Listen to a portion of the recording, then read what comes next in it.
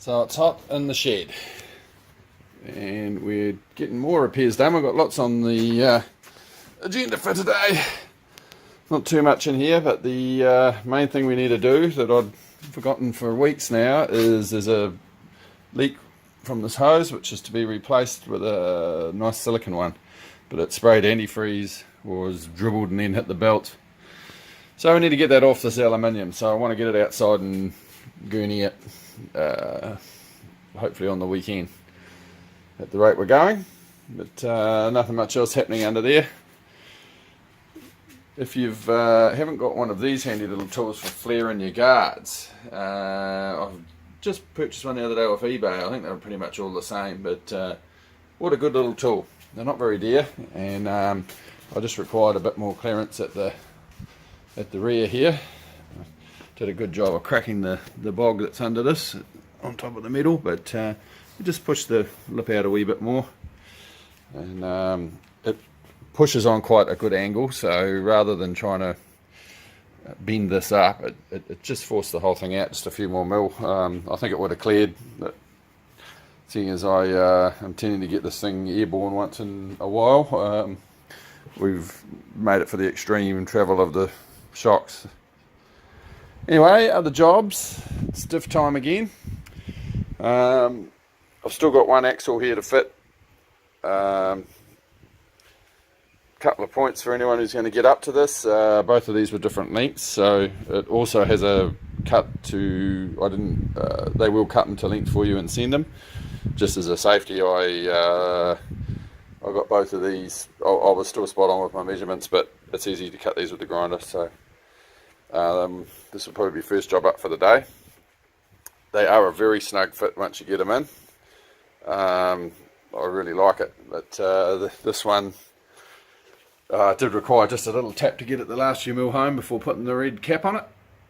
And the other thing to watch for, or the other thing to be careful with when you're prepping all of your bits and bobs, there's a O-ring that fits into the hub, which is the larger one here, and the other O-ring, and that will seal oil, and the O-ring that goes into here, which will seal against here. I'm assuming these will all be critical to get right and lubricate correctly before you pull it all up, because if they leak, it's going on the brakes, it's going to go on the rotor. And just finished in here, so we cleaned it up and got all the dust out from last off-track excursion, and I've matched the filters up, the pre-filters with the pumps. This is a matter of going over everything. The furthest away terminal here with the positive on for one of the pumps was loose, the nut was loose, so it doesn't hurt to go through all this stuff. They haven't even been in there very long, and yeah, they might require I'm thinking I might just put silicone on them, because that does then you can peel it off quite easily, but it does tend to stop anti-rattle. But anyway, everything else under here is working out pretty well. So when you set these, oh, hang on, I've got the wheel on, I'll take it off. It may be worth a mention, just picked up two nice new AO50s. They're going to be my fronts for testing. The others were shot. One of them had a massive flat spot that you've probably seen. This is my next worst. We'll put that on the rear, just for setting this up and getting the brakes sorted. That one will do another. I'll probably take that to practice first race meeting, change it on the Saturday. That one will be gone before. That's the two rear ones. But yeah, anyway, back to the... So when you set this up, this hub, this is obviously not connected at the moment, there's a torque, I'll pull that out, torque specification for this nut. Once you've got all the bearings prepped, you can see them in there. They give a torque specification. Obviously no one's going to have a tool to probably do this style of nut up and be able to measure it. So I've just done it the same as I do when I do front wheel bearings, and that was to keep tightening until it gets not crunchy but enough resistance that you know it's too much, and just back it off. Excuse me. And I grease those even though beforehand, so that these will be supplied with oil. So they probably didn't need pre-greasing, it was just more to set things up. If you do it dry, yeah, it's not pretty. I'm quite happy with my brake setup.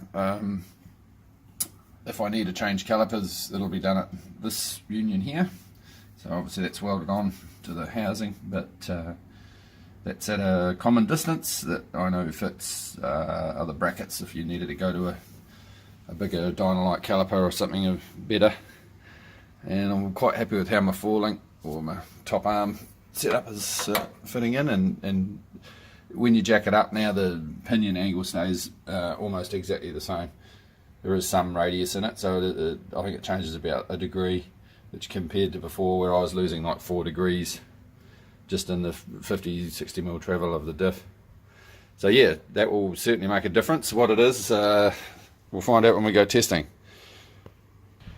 So to set up the cut length for this axle, I'm going to just clean this up and prep the other side of the hub and put the O-ring in and torque up the countersinks that hold it on. So then we can slide this in, and we'll measure back to this flange from the end of the axle. So the clearance that will end up being the distance from the inside of the circlip to the end, which is 4 mil. That will be the clearance on this end if we measure it when it's right home into the locker. So I'll get into that and I'll show you when I measure it.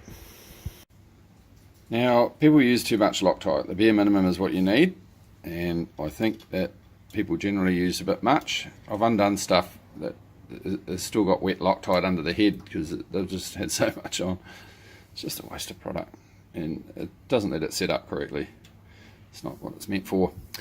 So anyway, we're going to snug all these up, then I'm going to go around and torque them, and then I'll get the axle in and show you how all that goes.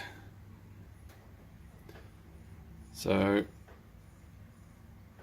we're in snug against the diff. You need this bolt or a proper handle. So that's in. Unfortunately it hasn't grabbed the spline of the hub. That makes it easier, but I can tell by the noise that's coming from right in there. So keeps going inside that little chamfer, so let's try and avoid that. Tip it up that way would be the smart move. Another go.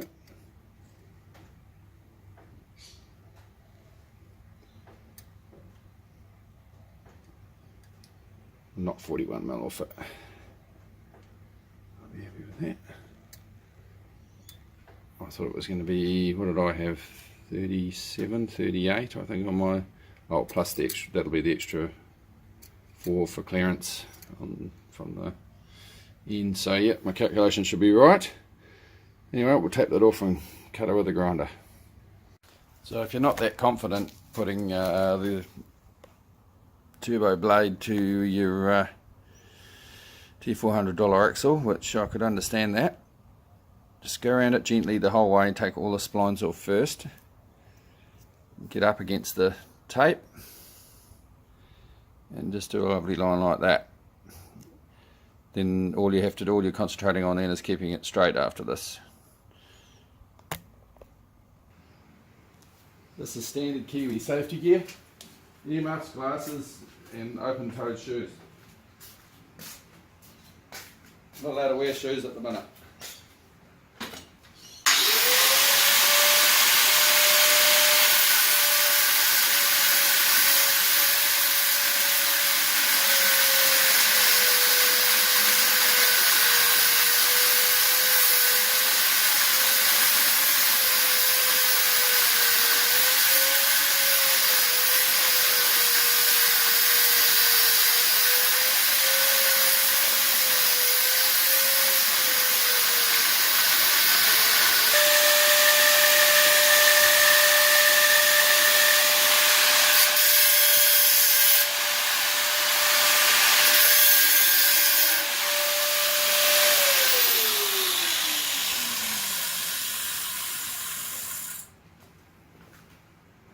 Just finish that up on the finisher.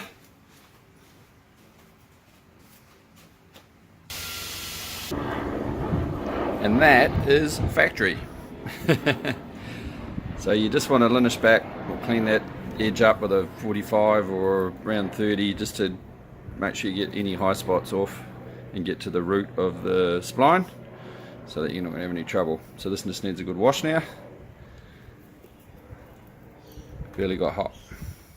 You keep moving it around when you're cutting and it won't get hot.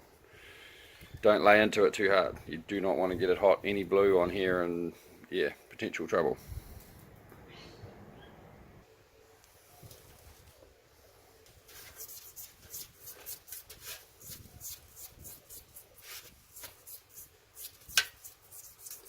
Just keep a couple of toothbrushes around for just such an occasion.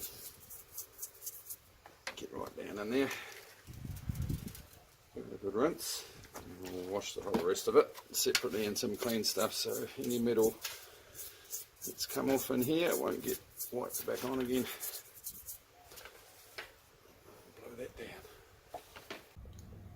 So my concern here, and this caught me out the other day as well, is you can see the spline and it looks like from this angle that the circlip isn't butted up, but it's just because of the change of profile in the circlip. It's home. You just have to look down from here. To double check this though, I'll just pop the circlip off and we'll see how far in it goes. So it's gone flush. So our measurements were correct. Spot on. Put that circlip back on and put the cap O-ring. So once your parts are washed up, I use the Dow Corning. I think the industry standard on rubber grease is probably the red Castrol stuff that comes in the pot. I don't have that. I have a tube. This stuff, it's way thicker, and this stuff's all very nicely machined. It all just drops in, which is great. It's very easy to get this sort of stuff wrong when you're designing things and cause all sorts of grief. Feels to me like that actually could probably do with a little bit more clearance, just eyeballing it. When it crushes, it needs to have somewhere to go. An O-ring groove isn't meant to fit, it's actually meant to be loose.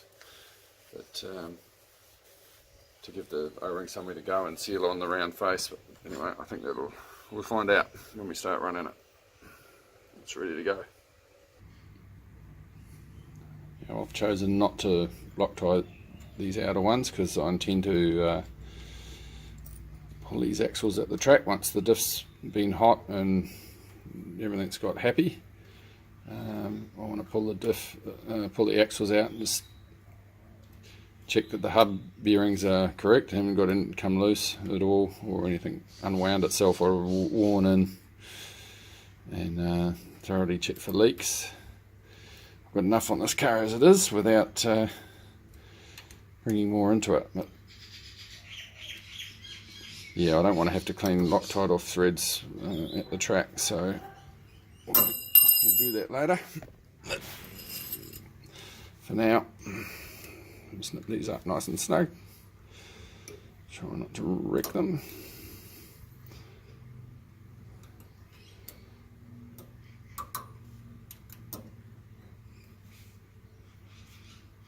Beautiful. Righto, that's done and ready for oil. Yeah, I'll get into this diff later on tonight and I'll do a separate vid.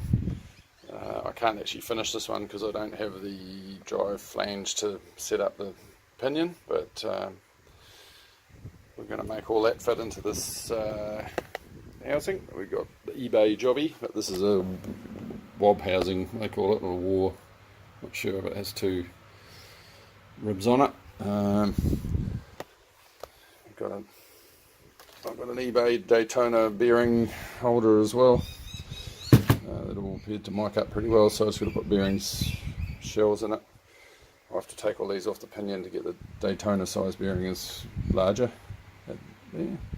But yeah, just as an interesting, potentially interesting thing.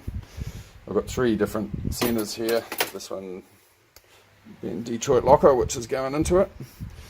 I was interested that this limited slip head here, this is only a 28 spline that I've done out of another diff. I was just hanging on to it in case I thought I might want to try to use it and see if it worked for track work.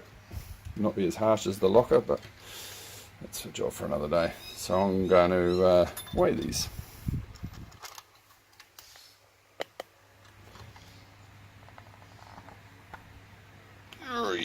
What shall we call that? A little over 7 kilo. Locker.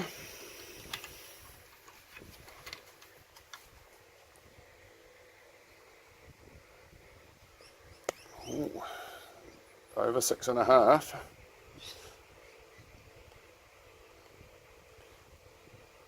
Wouldn't be half a kilo in it though, I don't think. Still significant. Now let's see. Here's just a standard single spinner. But I can't even remember where this came from. But it's 28 spline, so it's almost useless for me. That's 6.